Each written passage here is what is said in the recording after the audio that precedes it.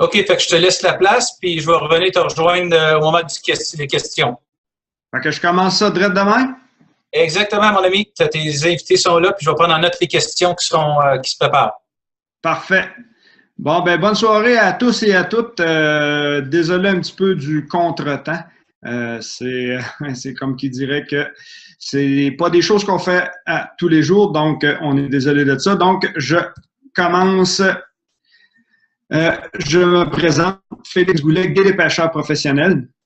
Je suis guide multi-espèces 4 saisons dans la belle et grande région de l'Abitibi-Témiscamingue et du nord de l'Ontario. Je suis aussi rédacteur pour le magazine Aventure Chasse et Pêche. Vous pouvez lire des articles assez régulièrement, autant en eau libre, à la pêche en eau libre que sur la glace. Je suis chroniqueur web aussi. Vous pouvez voir des capsules Internet que je fais encore pour Aventure Chasse et Pêche, chroniqueur radio dans mon coin de pays et, comme ce soir, conférencier dans divers événements sur le domaine, toutes sortes de domaines de la pêche. Donc, fini les présentations, je commence avec l'introduction qui est déjà faite. Ce soir, je vais vous parler de comment trouver des dorés sous la glace. Comme je dis souvent, l'important, c'est de couvrir du terrain. Très important. Et de chercher partout, partout, partout. Ce soir, je vais revenir beaucoup, souvent, avec des exemples qu'on est habitué de voir l'été lorsqu'on va travailler des structures avec nos embarcations.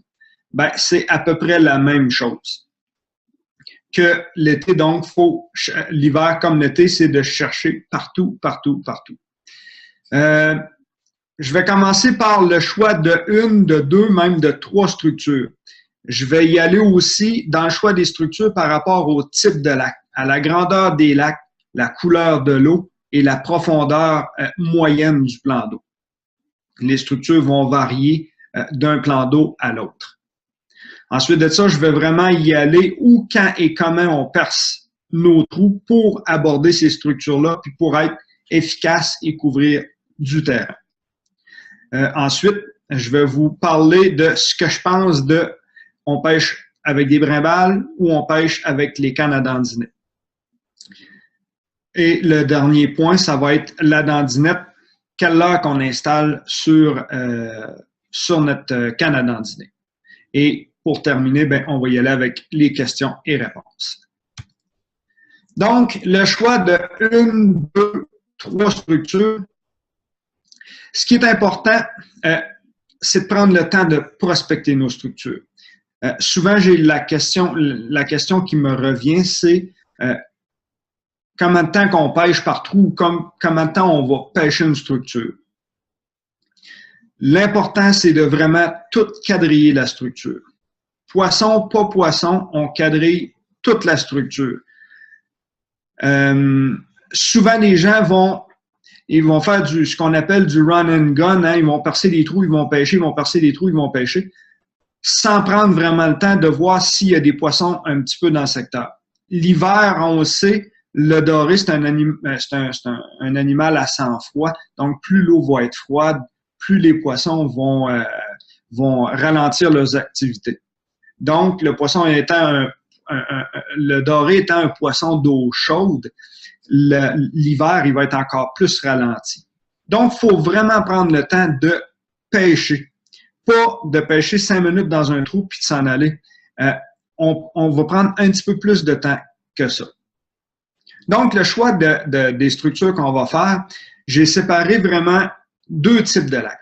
Le premier type de lac, comme on peut voir avec la photo d'en haut, le type de structure que je veux présenter. C'est une grande pointe qui s'étire vers le large. Dans l'exemple qu'on voit là, il y a un haut fond au bout de la pointe. On n'a pas nécessairement besoin d'avoir un haut fond, mais une grande pointe qui va s'étirer vers le large. Souvent, ça va être dans des petits à moyens lacs, peu profonds. Un petit lac à moyen lac, qu'est-ce que j'entends par là? Bon, ben, ça va être des lacs de 4-5 km à aller peut-être à une dizaine de kilomètres maximum de diamètre. Ces pointes-là, c'est souvent des bons secteurs de début de saison. L'automne, lorsqu'on va faire nos pêches, l'automne, nos dernières sorties en bateau, je vais souvent m'emmagasiner un paquet de waypoints dans mon appareil GPS. Souvent, les poissons qu'on va prendre à l'automne tard vont demeurer sur les mêmes structures sur les premières glaces.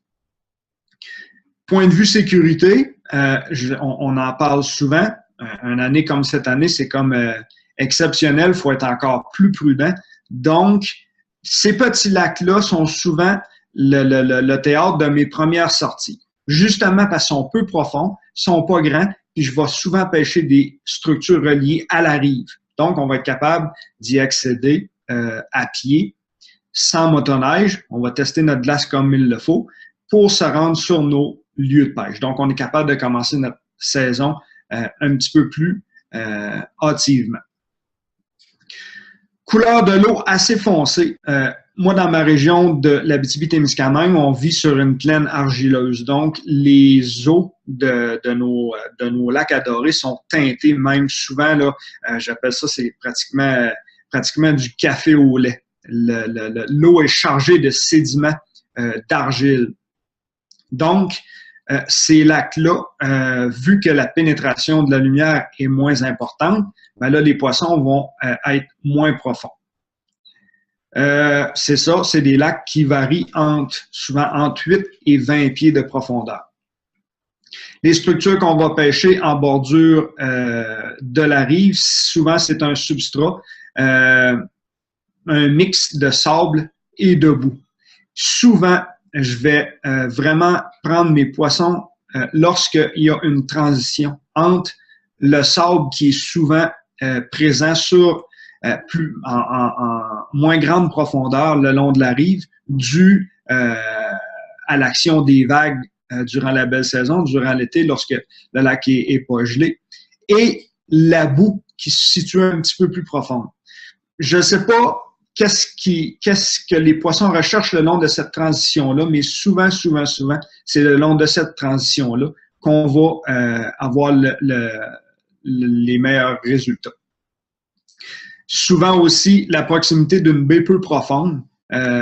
Cette baie-là, les poissons vont en profiter souvent pour aller se nourrir en début et en fin de journée. Donc, c'est pas impossible que cette baie-là, lorsqu'elle est pas très loin, là, exemple, maximum 200-300 mètres de la pointe, je vais aller percer quelques trous, comme je disais, de bonne heure le matin ou plus tard en journée, en fin de journée, pour aller voir s'il y a des poissons, des dorés qui vont entrer dans cette baie-là pour aller se nourrir.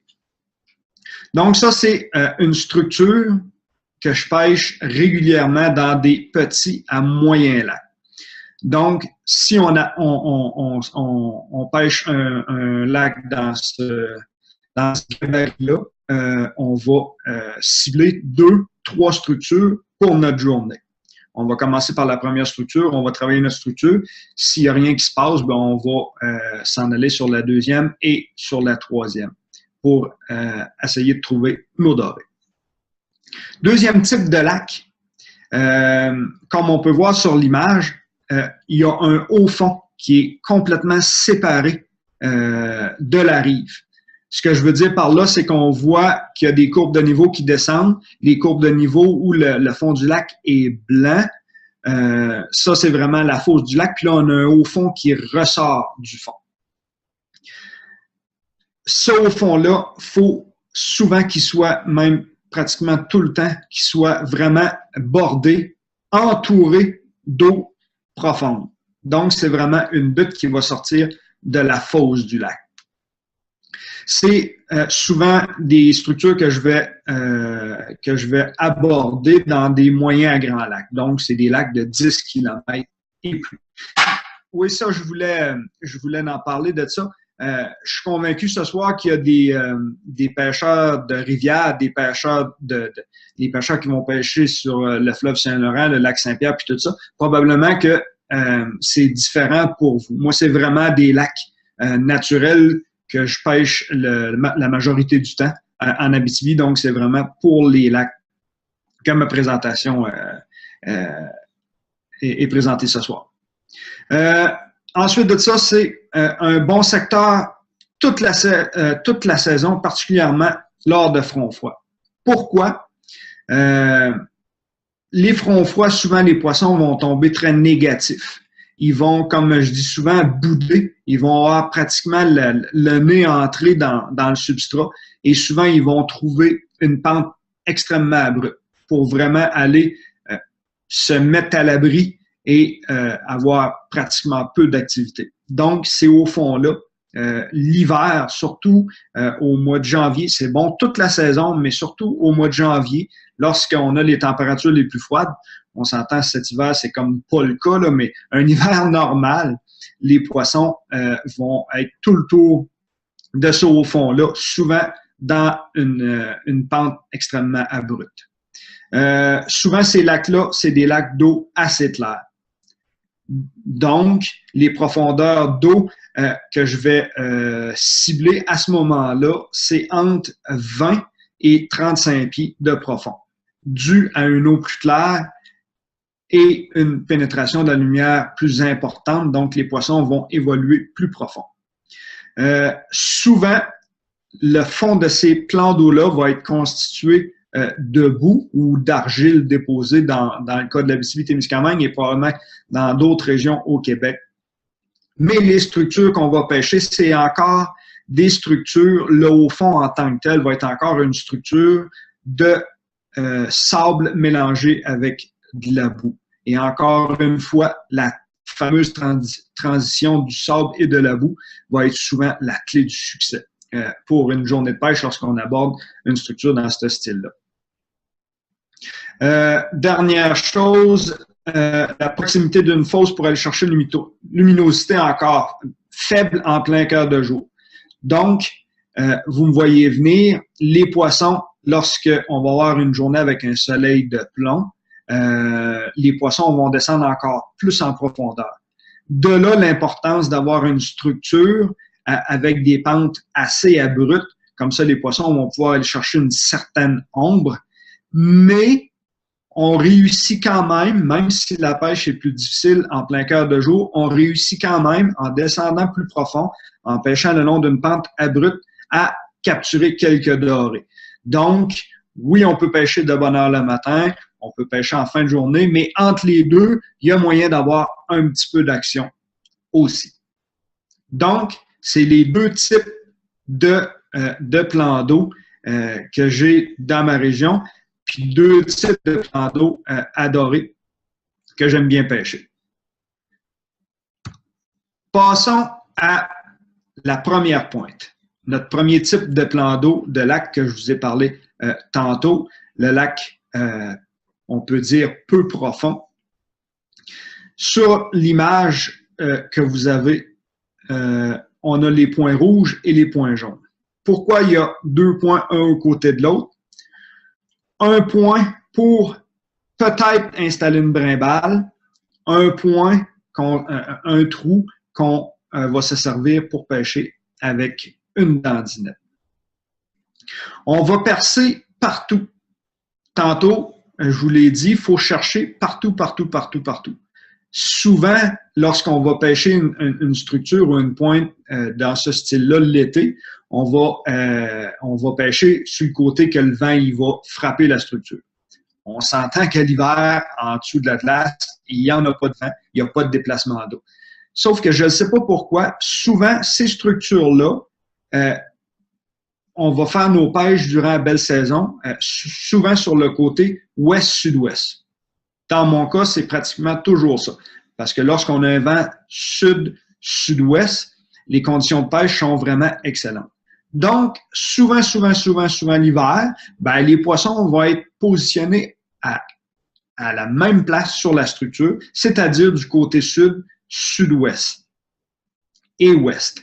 Donc, on va percer des trous, comme on voit sur l'image. On perce des trous sur le dessus du plateau, en plein centre du haut fond. On va percer des trous entre le haut fond puis la pointe, où il y a un genre de petit passage, un genre de narrows. on va percer des trous juste sur le bord de la cassure, puis on va percer des trous aussi en bas de la cassure. Donc, très important, on perce des trous partout, partout, partout, partout. On va percer 2 trous assez proches, genre 5-10 pieds, même si c'est un petit peu plus loin. Mais on perce tout le temps 2 trous. On se garde toujours un trou. Si on décide d'installer une brimballe, on se garde un trou pour pouvoir aller dandiner un moment ou un autre de la journée.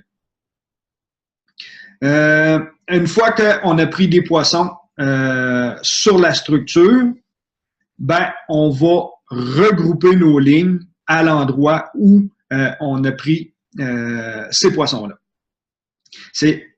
Je vais vous le dire souvent, là, je vais peut-être devenir fatigant, là, mais c'est toujours la même chose que l'été. Hein. L'été, on va arriver sur une structure, on va pêcher aux marcheurs de fond, on va quadriller notre structure jusqu'à temps de trouver nos poissons. Hein. Une fois qu'on va avoir trouvé nos poissons, ben là, peut-être qu'on va arrêter de pêcher aux marcheurs de fond, puis on va y aller plus précisément, exemple, avec une dandinette. Ben, c'est la même chose sur la glace. On va chercher partout, partout, partout.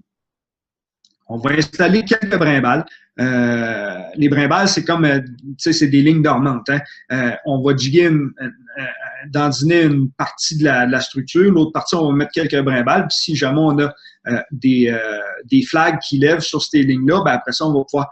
Donc, les brimbales vont nous permettre de couvrir encore plus de terrain, plus efficacement et surtout plus rapidement, hein, parce que les journées d'hiver sont pas tout le temps nécessairement très, très, très longues. Tôt le matin, en fin de journée, je vais vraiment y aller sur le dessus de la structure ou juste à la bordure du dessus du plateau où ça descend vers les profondeurs. Je vais vraiment y aller là. La luminosité est plus faible. Les poissons sont vraiment en chasse à cette période-là.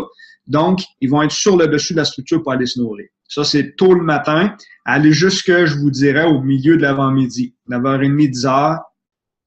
Ensuite de ça, les poissons vont descendre un petit peu plus bas. Ils vont avoir un petit peu moins d'activité, comme je disais tantôt.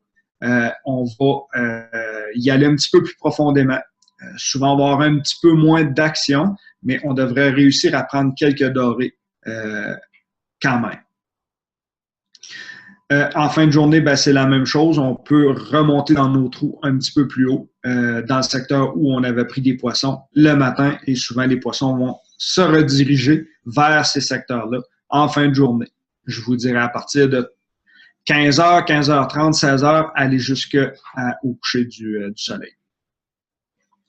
Donc ça, c'est la première structure, la structure où on pêche des lacs, des petits à moyens lacs, des structures qui sont reliées à la rive, des lacs, quitte à me répéter, des lacs où l'eau est assez turbide, où l'eau est foncée. Donc, on va y aller, comme je le disais, entre 6 et 18-20 pieds. Souvent, c'est le maximum. 18-20 pieds en plein cœur de la journée. Puis 6 à 8, 6, 8, 10 pieds de bonne heure le matin ou tard le soir. J'ai un point à vous apporter. L'épaisseur de la neige, l'épaisseur de la glace. Souvent, on a tendance à croire hein, que la neige, l'épaisseur de la glace va freiner la pénétration de la lumière. Oui, ça freine la pénétration de la lumière, mais en plein cœur de jour, au gros soleil, il y a quand même beaucoup de lumière qui va entrer dans l'eau. Donc, les poissons vont devenir un petit peu moins actifs. Dans ces petits lacs-là où l'eau est turbide, où l'eau est foncée, ben là, on va étirer notre période d'activité un petit peu plus tard, puis on va commencer un petit peu plus de bonne heure en après-midi pour la pause du soir, due à la coloration de l'eau. Maintenant, on y va avec notre structure dans un lac plus profond. Quand je dis un lac plus profond, là, ça peut être un lac qui a en moyenne 50, 70, 100 pieds de profondeur d'eau et ça peut être encore plus que ça. On va regrouper nos efforts, comme je le disais, entre 20 à 35 pieds de profond. Encore une fois, on voit la disposition des trous que j'ai fait sur cette structure-là. On a des points qui sont sur le bord de la cassure. On a des trous qui sont au bas de la pente. On a des trous qui sont sur le dessus de la structure. Donc, que ce soit un lac peu profond avec une structure peu profonde ou un lac profond avec une structure profonde, ben, le pattern de mon perçage de trous va demeurer le même. Souvent, je vais percer mes trous en zigzag pour vraiment couvrir le haut de la pente, le milieu de la pente, le bas de la pente. Très important. Encore une fois, les poissons peuvent être n'importe où. Il faut vraiment chercher partout, partout, partout, partout. Pas pêcher 1h30, 2 heures, faire une partie de la structure, puis finalement, il n'y a rien ici, puis on change à l'autre structure. Non, non, non. Quand que je quitte une structure, c'est parce que j'ai vraiment, vraiment, vraiment cherché partout, puis que je suis convaincu que les poissons sont pas là. Jamais oublié le plateau, encore une fois, sur le dessus de la structure, c'est encore la même chose. En début, tôt le matin, tard le soir, le dessus de la structure, en eau un petit peu moins profonde, dans cet exemple-là, dans 18-20 pieds de profond, bon, ben là, les poissons ils vont monter à même titre que la structure précédente que je vous ai parlé. Encore une fois, on va couvrir le plus grand territoire possible, puis à la seconde qu'on commence à voir des touches, des flags ou des poissons qu'on voit ou qu'on prend avec notre canne à dandiner puis notre vexillaire, bien là, on va se regrouper dans ces coins-là pour c'est ça, pour mettre les efforts où les poissons semblent s'être positionnés sur la structure. La même chose en milieu de journée. Là, on va y aller à souvent 30, 35, même des fois plus profond que ça. Les poissons vont être un petit peu moins agressifs, les poissons vont être moins actifs, ça c'est sûr et certain, mais on réussit à prendre tous les jours, même avec un soleil de plomb, on va réussir à prendre des dorés en plus grande profondeur. Une petite mise en garde concernant lorsqu'on va pêcher en eau profonde comme ça. Pas très loin de Rouyn-Noranda, on a un lac justement là, que l'eau est hyper claire, qu'on prend des poissons extrêmement profonds. Parce que les poissons, ils descendent encore plus profond que ça en vérité. Hein. Mais à un moment donné, les poissons deviennent, ils sont vraiment trop profonds. Si on ferme notre doré, puis qu'on le remonte trop rapidement vers la surface, ce qui arrive, c'est que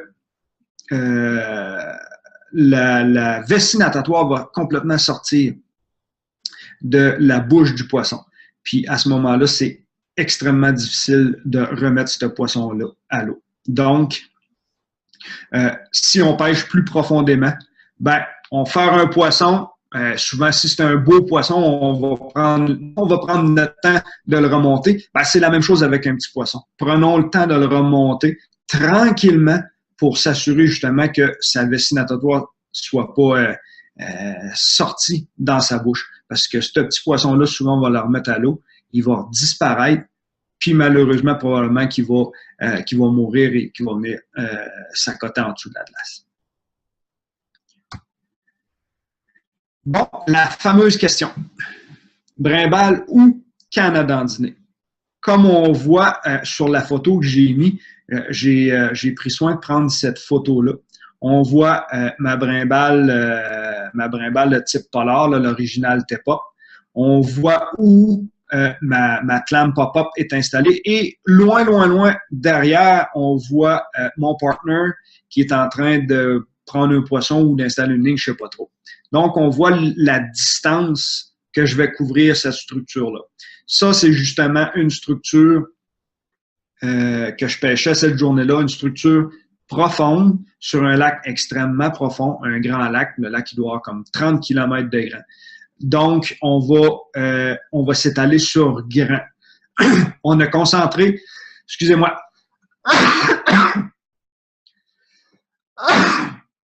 On a concentré nos efforts dans la clame pop-up pour dandiner. Cette journée-là, la pêche était... pas la pêche, mais la température était très, très, très froide. Et on avait installé des brimbales vraiment zigzag dans notre pente. Fait que je vais vraiment faire un mix des deux. Ici, en Abitibi, on a le droit à pêcher à 5 lignes par pêcheur. Bien souvent, je n'installerai pas mes 5 lignes. Je vais vraiment me concentrer ma canne à dandiner avec mon vexillard, puis je vais me mettre 2 brimbales, 2 ou 3 brimbales. Souvent, ça va être tout. Mais mes brimbales, je vais les espacer pour vraiment couvrir la plus grande partie de la structure possible. Le montage que je vais faire sur mes brimbales, c'est un montage hyper simple. Un split shot, un plomb pincé, 12 pouces au-dessus d'un hameçon simple, une walleye wide gap, qui est un hameçon qui va super bien pour pêcher au mené. Puis, monter sur ma brimbale un bas de ligne en fluorocarbone. C'est un must de 8, 10, 12 livres de résistance. Puis ici, nous, en Abitibi, on a juste la permission de pêcher avec des ménémars. Donc, on va installer un ménémar et c'est tout. Le méné, je vais le disposer environ 6 à 10 pouces au-dessus du fond. Bingo, ma brimbale est installée. Ensuite de ça, ben, je vous ferai pas de cachette, hein. Ma canne à dandiner, c'est comme mon arme de prédilection avec mon vexillard, avec mon FLX 28. Là, je vais me promener de trou en trou. Je vais descendre. Puis là, il y en a souvent qui me posent la question, hein, tu vérifies-tu s'il y a un poisson en dessous du trou avant de descendre ta ligne? Non, je vérifie pas ça. Si je mets ma sonde dans le trou, puis il y a déjà un poisson sous mes pieds, ben je suis chanceux. Mais même s'il n'y a pas de poisson sur mon appareil, je vais descendre ma ligne, je vais pêcher mon trou un bon 5, 10, 15 minutes. Vraiment dandiner au-dessus du fond. Je vais attendre de voir s'il y a un poisson qui est dans le secteur, qui va s'approcher, puis voir s'il va s'approcher de ma ligne.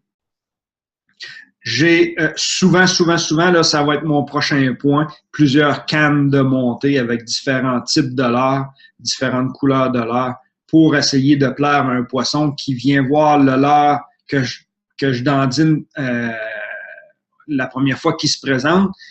S'il ne mord pas, ben, je vais lui présenter d'autres choses. Encore une fois, être actif, chercher les poissons, chercher le plus possible les poissons. Faut pas attendre. Faut s'enlever. Oui, on peut installer une cabane fixe, mettre des brimbales dans les mêmes trous de week-end en week-end et réussir à prendre des poissons. Mais encore une fois, hein, on le fait pas l'été. L'été, on va pas sur une structure, on jette l'angle puis on passe la journée là à jiguer à la même place ou pêcher à la même place. On couvre du terrain, on pêche à la traîne, aux marcheurs de fond, aux poissons nageurs, peu importe. Donc, c'est la même chose d'hiver. Faut vraiment être actif. On n'attend pas les poissons. On va au-devant des poissons, autant que possible. Je vous dis pas que c'est une recette infaillible qui va vous faire prendre des poissons à toutes les sorties. C'est pas ça que je suis en train de vous dire. Mais on met toutes les chances de notre côté. En installant seulement 2 brimbales, même si j'ai le droit de l'installer, exemple 4 plus ma canne à jiguer parce que j'ai le droit à 5 trous, en installant juste 2, on les déplace une fois de temps en temps. Ça nous fait bouger. Puis si jamais il n'y a rien qui se passe sur cette structure-là, tu sais, la fameuse réplique que j'ai souvent, ouais, mais c'est beaucoup trop de travail, tout ramasser notre matériel, tout pacter nos traîneaux, puis tout ça, puis changer de structure. Non, c'est pas tant de travail que ça. On a 2 lignes à ramasser. Notre canne à dandiner, notre vexillard, on met ça dans le traîneau, puis go, on est parti ailleurs. Donc, je travaille vraiment mes structures adorées, vraiment avec des brimbales et mes cannes à dandiner. La distance des trous, j'en ai pas parlé encore. Je vais vraiment m'adapter avec la grandeur de la structure. Dans le fond, souvent, les structures que je vais viser, c'est des structures qui peuvent avoir genre entre 100 puis 300 ou 350 mètres de long. Souvent, c'est des structures qui vont ressembler en dimension à ça. Donc, je vais vraiment m'ajuster pour percer des trous, pour couvrir toute la structure. Donc, si, exemple, la structure mesure 100 mètres de long, bon, ben, je vais percer des trous à toutes les 20 mètres, exemple. 20-25 mètres, toujours en perçant 2 trous à proximité là, pour mettre une brimballe ou pour pêcher à la dandinette. Comme ça, je vais être capable de couvrir toute ma structure. Si jamais je pêche une structure plus grande, exemple de 200 ou de 300 mètres, là, je vais distancer encore plus mes trous. C'est sûr et certain qu'à un moment donné, ça fait long à courir entre les lignes. Sauf qu'à ce moment-là, si jamais vous trouvez que c'est trop long à marcher ou à courir entre les lignes, ben on se concentre, mettons, sur une première partie de la structure. Autrement dit, on va séparer la structure en deux. On va pêcher une partie. Une fois qu'on va prospecter puis pêcher cette structure-là, ben on se tassera un petit peu plus dans l'autre partie de la structure pour pêcher cette structure-là une fois rendu là. Qu'est-ce qu'on met au bout de notre canne à dandiner? 3 types de leurres. Il y en a une panoplie sur le marché, là, mais il y a vraiment 3 types de leurres ce soir que je veux vous parler. La première, un jig, une tête de dandinette avec un mené. Comme je vous le disais tantôt, ici, j'ai juste le droit de pêcher au mené mort. Donc, j'y vais avec une dandinette et un mené. Ça, c'est lorsque les poissons sont négatifs. Lorsque les poissons vont arriver extrêmement lentement de notre leurre. On va avoir beaucoup de difficultés à faire. Le doré veut vraiment pas suivre notre leurre. Hein. On va lever tranquillement pas vite notre leurre pour voir si le poisson y suit. Souvent, ces journées-là, les poissons, ils voudront pas monter. Ils vont monter, mais très, très, très tranquillement. Puis là, rendu à, exemple, 2 pieds du fond, hop, non, ils vont redescendre, ils vont se retourner directement au fond. Donc, lorsque les poissons sont vraiment dans un état négatif, j'y vais vraiment avec une tête de dandinette et un mené entier. Mené mort dans mon cas. Il existe plusieurs types de dandinettes, de têtes de dandinette. Il y a la fameuse dandinette traditionnelle ronde qui fait très bien le travail. Ou on y va avec des dandinettes que j'appelle flyer, des dandinettes en plomb avec des petites ailes chaque côté. La compagnie Bojig en fait, la compagnie Lindy fait le flyer jig. C'est des têtes de dandinettes qui vont donner un petit effet de planage à notre mené. Donc, dans mon cas, je pêche au mené mort, ben, on va être capable d'avoir une certaine action de notre mené en le positionnant de la bonne façon sur notre hameçon. On va avoir une certaine action de planage, donc une vraisemblance que le mené est vivant et il cherche à se sauver un petit peu du prédateur, en l'occurrence le doré qui approche du mené. Donc ça, c'est lorsque les poissons sont très négatifs. Souvent aussi, mon appareil vexillaire va m'apprendre à comment les poissons sont, l'humeur de nos poissons. Si le poisson, comme je disais tantôt, entre très, très, très lentement dans notre cône d'angle et vient voir tranquillement notre leurre, je ne me mettrai pas à jiguer vite, vite, vite, vite ou à monter ma présentation vite vers la surface pour voir s'il est poursuivi. Je vais vraiment y aller doucement et tranquillement. De la même manière que le poisson s'est présenté sur notre appareil flasher. C'est bien important. Lorsque le poisson est négatif, il ne filera pas, il ne voudra pas courir extrêmement rapidement vers un appât, vers le mené. Donc, on y va très, très, très lentement. Deuxième type de leurre, toutes les leurres qu'on peut appeler cuillères. Les buckshot, en tout cas, il y en a une panoplie sur le marché. La buckshot, c'est vraiment une cuillère qui est traditionnelle, une cuillère qui a fait ses preuves depuis de nombreuses années. J'aime bien pêcher avec la Rattlin Flower Spoon, la compagnie Lindy, une très, très bonne cuillère. Les Castmaster, c'est une excellente cuillère. Donc, il y en a un paquet de cuillères, là, qu'on s'entend qui ont à peu près toutes la même shape, à peu près toutes la même action. Il y en a avec des billes d'entrechoquement, Il y en a qui en ont pas. Souvent, moi, je vais pêcher avec des cuillères, avec des billes d'entrechoquement, justement parce que notre eau est souvent extrêmement foncée. Les poissons, ils n'ont pas une super bonne visibilité dans l'eau turbide, dans l'eau teintée, donc les billes d'entrechoquement vont émettre beaucoup plus de vibrations, ce qui va aller chercher nos poissons un petit peu plus loin. Donc, ça, c'est lorsque les poissons sont neutres. Lorsque les poissons sont neutres, ben, les poissons vont rentrer un petit peu plus rapidement sur notre appareil sonore. On va être capable souvent de faire suivre notre doré. Mettons qu'on dandine environ 6 à 10 pouces du fond. Là, le doré va rentrer. Tranquillement, on va monter notre cuillère. Souvent, les poissons vont monter jusqu'à 3, 4, 5, 6 pieds du fond. Puis, ils vont monter assez rapidement. Ces journées-là, la cuillère, avec un mené que je vais placer dessus, va fonctionner super bien. Couleur de cuillère, la règle générale, la règle de base qui dit que plus l'eau est foncée, plus on va utiliser des couleurs vives, fonctionne aussi sur la glace, comme durant la belle saison. Qu'est-ce que je place sur ma cuillère à dandiner? Seulement la tête d'un mené. C'est très, très rare que je vais pêcher avec un mené au complet. Moi, personnellement, je capture mes menés moi-même dans des varvois menés à l'automne. Mes menés sont super frais et c'est des menés, je capture mes menés dans des étangs de castor. C'est des petits menés. Si on achète des menés, mettons, dans une boutique de pêche ou peu importe l'endroit, souvent, c'est des menés émeraudes, des shiners. C'est des menés qui sont plus gros. Donc, si on met un mené au complet sur notre cuillère, souvent, on va enlever beaucoup, beaucoup d'action à notre cuillère. Donc, je vais y aller. Je vais vraiment juste placer la tête du mené. Il y en a qui vont la couper avec un couteau. Il y en a qui vont déchirer le mené.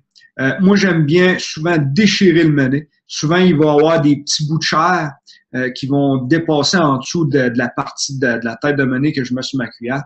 Ça va répandre encore plus d'odeur dans l'eau. Il va y avoir une action encore plus naturelle. Pourquoi on met juste une tête de mené lorsqu'on pêche avec des menés? Exemple de 1,5 pouce, 1 pouce 3/4 et plus. Pourquoi je vais en mettre juste la moitié? Pour pas enlever l'effet à ma cuillère. Mes menés que je capture moi-même, c'est des petits menés de 1,5 pouce, 1 pouce 3/4. Gros maximum 2 pouces.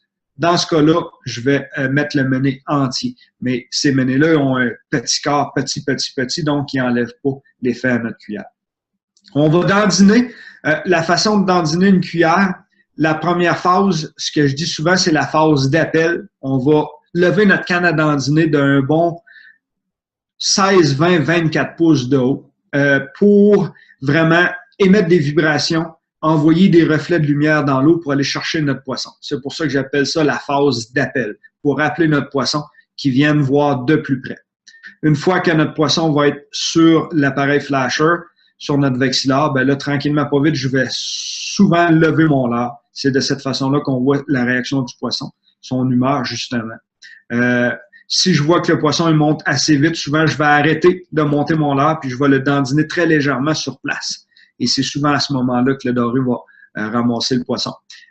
Si jamais le poisson il décide de pas prendre votre cuillère, de revirer de bord, souvent, je vais redescendre où j'avais commencé, je vais refaire une phase d'appel et je vais essayer un autre move. Souvent, à place de monter, je vais laisser ma cuillère en place, je vais juste dandiner sur place très légèrement. Souvent, le poisson va mordre là. Si jamais il veut pas encore, souvent, je vais faire frapper ma cuillère sur le fond, ce qui va faire lever un petit peu les substrats du fond. Puis, souvent, le doré il sera pas capable de résister, puis il va mordre sur votre cuillère.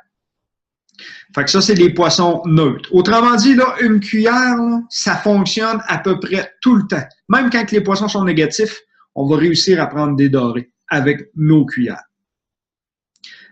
Dernière catégorie, les poissons actifs. À ce moment-là, je vais pêcher avec des poissons nageurs. Poissons nageurs, je ne sais pas si c'est vraiment le bon terme, mais exemple, des poissons comme le Jigging Rapala, de la compagnie Rapala. Le nouveau Snap Wrap, les Ripon Wrap de Rapala, les fameux Ripon Shad de la compagnie Northland. Ils ont une série de couleurs Northland qui sont vraiment, mais vraiment réalistes. Donc, c'est des petits poissons qui sont extrêmement efficaces. Ces petits poissons-là, ils ont des billes d'entrechoquement dedans. Ces petits poissons-là, on va les dandiner extrêmement agressivement. Ce que je veux dire par là, on va commencer notre fameuse phase d'appel en levant très, très, très vigoureusement notre sillon de notre canne à pêche. Notre canne à pêche, on va lever notre canne à pêche d'un bon 24 à 36 pouces extrêmement vigoureusement pour sentir vibrer notre leurre, ce qui va envoyer beaucoup, beaucoup de vibrations dans l'eau. On va le laisser redescendre librement vers le fond. Le poisson, en descendant vers le fond, on va avoir un petit effet. Il va aller chercher un petit peu d'amplitude autour de notre trou. Puis, toujours avec notre vexillard, on surveille le poisson qui rentre. Souvent, lorsque le poisson va arriver, le doré va rentrer très, très rapidement. Dans ce moment-là, je vais monter vite mon leurre pour provoquer le poisson. Souvent, c'est directement là qu'il va mordre. Félix, je vais être obligé de t'arrêter. Oui. On est parti jusqu'à 10 heures. Mais là, c'est super intéressant, comme d'habitude, de t'écouter et de te regarder aller. Il nous reste à peu près 5 minutes. Ah oui, déjà? Okay. Ah oui, c'est pas long, 1 heure. Hein? Ouais. Et puis, je vais t'avouer que je t'ai laissé aller parce que tu as répondu à plusieurs des questions qui étaient rentrées. Okay. Donc, je vais aller avec quelques autres questions, puis je les trouve bien intéressantes. Il y a Alex qui demande, est-ce que tu tiens compte de la pression barométrique avant d'aller pêcher? Ça, c'est la fameuse question. Quelqu'un qui pêche, qui a à peu près rien que ça à faire à la pêche, il va choisir ses journées. À un moment donné, on a toutes nos activités, puis on a beaucoup de travail à part la pêche. Donc, c'est sûr et certain que si, mettons, ça fait 2-3 jours qu'il fait extrêmement froid, puis que la pression est... S'il y a une journée que je vais décider de rester à la maison avec la petite famille, c'est cette journée-là. Les journées douces, les journées que... Là, je vais sortir. Mais de là à dire que je ne sors pas parce que la pression est trop haute, trop basse ou peu importe, non. Si j'ai une journée de prévue, je vais sortir. Si la pêche est plus difficile, ben, c'est dans ces journées-là qu'on apprend encore plus. Mais tu as pas mal raison. C'est quand, par exemple, la grande majorité de nous autres, les pêcheurs, on a une journée dans notre fin de semaine ou dans notre semaine parce que... C'est ça. On travaille. Donc, si c'est le samedi qu'on y va, peu importe la température ou la pression, on sort, on y va. Exactement. Puis, c'est souvent, hein, quand la pêche est difficile, c'est là qu'on apprend encore plus. Hein. Ouais. Les poissons, avec nos vexillards, on va avoir beaucoup de poissons. Les poissons vont être durs à faire mordre. On va apprendre encore plus ces journées-là. Parce que, tu sais, les journées que les poissons, ils sautent pratiquement sur la glace, là, ces journées-là, on n'apprend pas vraiment. Là. C'est vraiment les journées difficiles qui nous font sortir du confort de toutes les techniques qu'on est habitué avec, puis ces journées-là qu'on essaye de se démerder puis de sortir de notre zone de confort puis qu'on apprend puis qu'on prend encore plus d'expérience. Depuis 2 semaines, on apprend beaucoup, là. Oui. On a une autre question, justement, de Alex qui t'en a parlé un petit peu. Je pense que tu pourrais peut-être un peu développer ce que tu penses sur les Rapala Jigging Rap et toute cette famille-là de poissons nageurs assez particuliers. Oui. Maintenant, si on prend, la poupette minnow de Northland ou le Jigging Rap ou le Snap Rap de Rapala. Ces poissons-là, eux autres, ils n'ont pas de billes d'entrechoquement. C'est des petits poissons vraiment faits en plomb avec un hameçon à chaque bout puis un trépied en dessous. Ces petits poissons-là, je vais les jiguer de la même façon. On va le monter assez vigoureusement. On va le laisser redescendre librement. En redescendant, il va aller chercher, il va planer de chaque côté, puis il va s'en revenir au centre du trou. Je vais laisser souvent un 5-10 secondes au petit poisson sur place. C'est souvent là que le doré va mordre. Ou je vais le faire sautiller tranquillement, pas vite sur place en surveillant mon vexillard. Si rien qui se passe, je recommence. Je jigue encore un bon coup fort pour donner de l'amplitude, pour donner de la visibilité au poisson tout le tour de mon trou. C'est comme ça que je vais le pêcher. Mettons le Rip and Shad ou le Rip and Wrap, les lipless, qu'on appelle les leurres lipless, ben eux, je vais... ça, c'est ceux qui n'ont pas de bavette en avant, Félix? Non, ils n'ont pas de bavette du tout. Ils sont attachés sur le dessus du dos. Eux autres, je vais les jiguer fort, Puis eux, quand le poisson rentre sur le vexillaire, souvent, je vais monter très rapidement. Puis je vais éviter de redescendre le leurre vers le poisson. Pour vraiment montrer au poisson, regarde, moi, je suis un petit poisson, je me sauve, puis tu n'as pas de chance de me rattraper.